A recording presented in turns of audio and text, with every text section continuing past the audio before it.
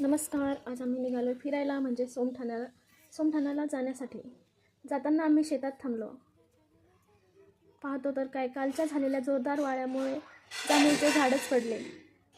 मामा ते झाडाच्या फांद्या तोडीत होते. मग आम्ही म्हणालो त्या फांद्या बाहेर काढायच्या होत्या. मग काय, सगळ्यांनी एक एक फांदी घेतली. सई तर असे कामं करण्यात खूप खुश असते. मग सईच्या हातात छोटी फांदी दिली. मग हात धुवून निघालो जाण्यासाठी. मंदिराच्या पायथ्याशी पोहोचताच मन खूप प्रसन्न झालं. वातावरण पण खूप छान होतं.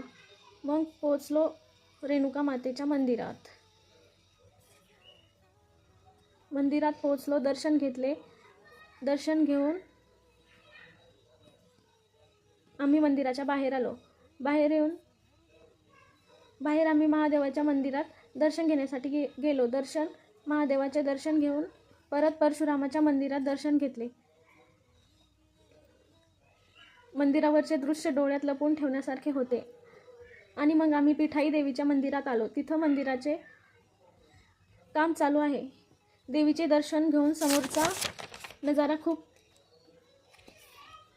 पिठाई देवीचे दर्शन घेतले.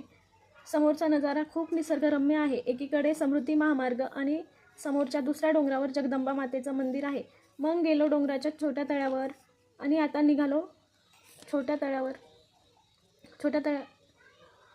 मग निघालो घरी जाण्यासाठी. व्लॉग आवडला असेल तर लाईक, शेअर, सबस्क्राईब करा. Bye bye. भेटूया पुढच्या व्लॉगमध्ये. बाय.